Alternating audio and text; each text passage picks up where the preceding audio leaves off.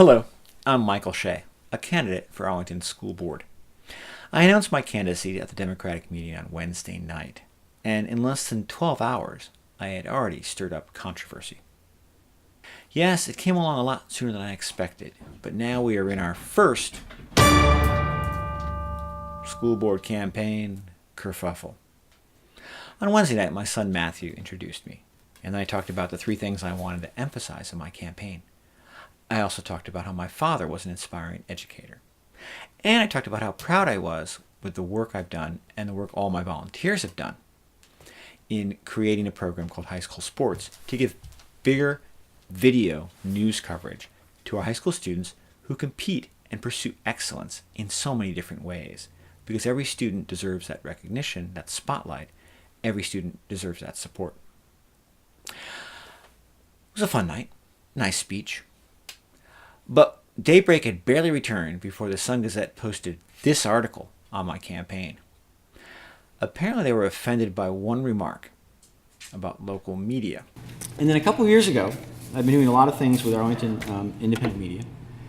And I noticed our local media doesn't tend to cover much beyond high school football, high school basketball. So I started up a program to basically give a spotlight to the students who are pursuing excellence in so many different ways.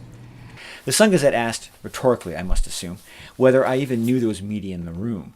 Well, to be honest, I had no way of knowing whether there was any local media. At no point during the evening did anyone from local media come up to me and ask for a clarification or a quote. But knowing whether or not there's media in the room would not change what I would say. Now, the reality is, the Sun-Gazette does do a very good job of providing consistently wider coverage to high school sports, not just football and basketball.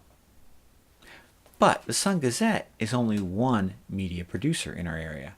We also have Arlington Connection, Arlington Patch, RL Now, Arlington Independent Media, WJLA, WETA, WTOP, WSA9, NBC4, The Washington Post, The Washington Times, Arlington Magazine, Northern Virginia Magazine, and WAMU.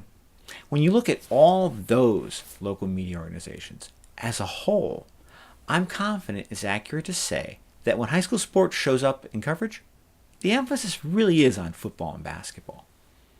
The Sun-Gazette is a bright, shining example of an organization that does cover more broadly than that. But they're the exception that proves the rule. For example, you might not realize that in Virginia, we've had statewide competitions between theater students performing one-act plays going back to the 1930s. Now, here's why you may not realize that, because if you look at all these other media organizations, very few of them ever given any coverage to those competitions. My program has done that already. The Sun-Gazette is definitely an exception to the general rule. In fact, they should probably win the Shea Media Award for high school sports coverage. Except that award doesn't exist. It only exists in an alternate universe where I give out media awards. Here's a photo from that alternate universe of me announcing the winners of the media awards. Now you notice in that alternate universe, I am in fact a much younger person. That's all the complexity that lies behind my observation that our high school students deserve more video news coverage of the ways in which they pursue excellence. That's all the complications. I only had 5 minutes to talk on Wednesday night. I didn't think I could go into a lot of detail.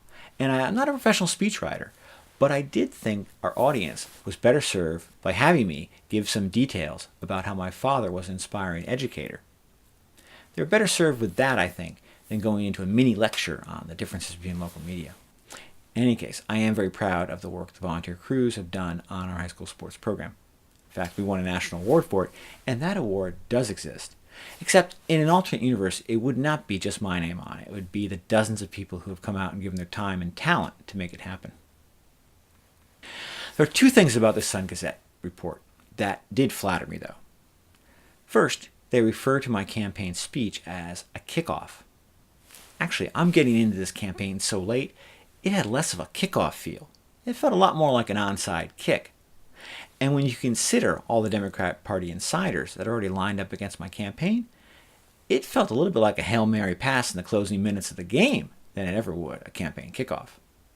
But the Sun-Gazette does such a great job covering sports that I'm going to defer to their judgment on the best football metaphor to use to describe my campaign for school board. But the second thing that flattered me was they referred to these words of mine as living on in posterity. Did they hear the speech?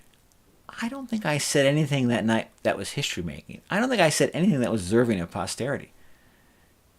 In fact, if the Sun Gazette is looking for someone who's going to be giving speeches that are history-making, I think they should focus on the young man who introduced me Wednesday night. My son Matthew has a kind heart, a keen mind, boundless energy, and an indomitable spirit. I'm confident he is going to be making history someday. The future is very lucky to have Matthew. Well, that's all for now.